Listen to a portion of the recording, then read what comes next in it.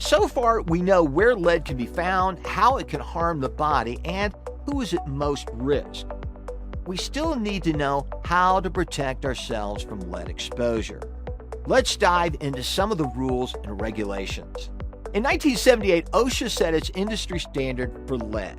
The airborne standard is a weighted average of 50 micrograms per cubic meter of air per 8-hour work shift. This is known as a permissible exposure limit, or PEL.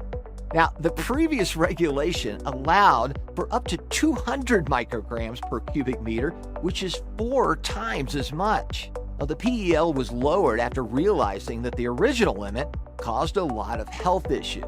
There's also something known as an action level. This is usually about half of the PEL. It's where concentrations of a given substance are high enough to require extra compliance protocols. For lead, it's 30 micrograms per cubic meter of air for 30 days or more a year. At or above the action level, your employer is required to implement a worker protection program. So, what are some of the major components of a worker protection program? Let's take a look. First, there's job-specific compliance to consider. A job safety compliance program seeks to reduce employee lead exposure.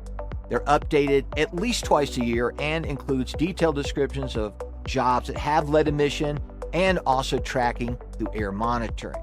The detailed descriptions need to discuss the equipment being used, controls in place, and operating procedures. They also have a protocol to inform employees of possible exposure and explain how PEL compliance is met. In addition, employees' blood is tested for lead via biological testing. Now, all employees work in an environment showing exposure at or above the action level should have their blood tested. Testing will occur based on when exposure occurs and what your lead blood level results are. Initially, testing should be done every 2 months for 6 months and then twice a year. If lead levels are at or above 40 micrograms per deciliter of blood, testing should continue to be every 2 months until levels decrease. If an employee needs to be medically removed from an exposure, testing should be completed monthly. In addition to testing lead blood levels, both medical surveillance and provisions for medical removal are required. A medical consultation must happen immediately if an employee shows signs of lead exposure, is unable to safely use a respirator, or has a related medical concern, such as questions on reproductive health. Employers must also provide employees with proper PPE.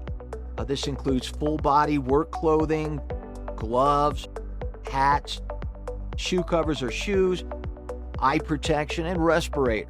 Helmets may also be required, depending on the task being completed. Work clothing and equipment should be issued daily at no cost to the employee.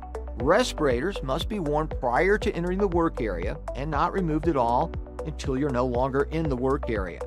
Contaminated clothing should not leave the work site, since this could expose other people to lead.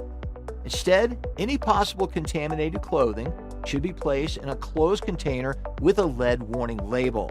Used equipment should have a protocol to follow for disinfecting, maintaining, and proper storage.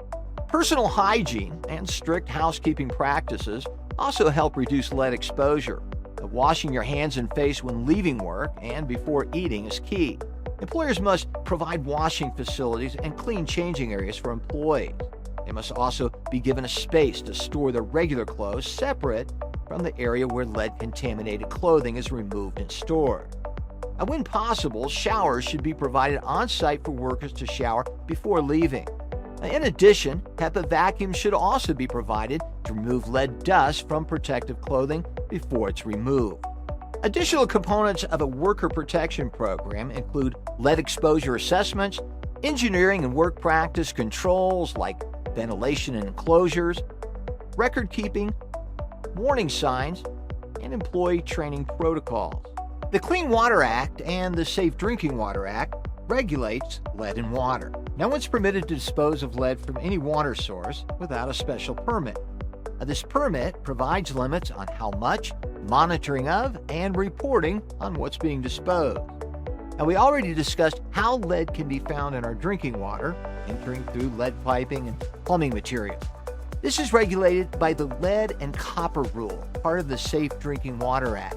Lead concentrations must be monitored at all times. If they exceed the action level of 15 parts per billion, action has to be taken, which includes corrosion control methods and informing affected citizens. How is lead in the air regulated? Well, by the Clean Air Act, of course.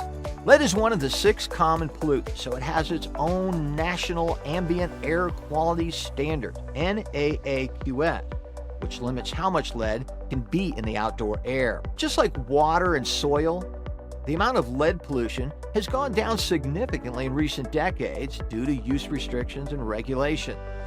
Regulations for lead-contaminated waste have their own policies depending on your local, state, or city government agency.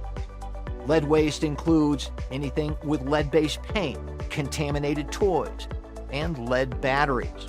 Your local waste management office should be contacted for more information.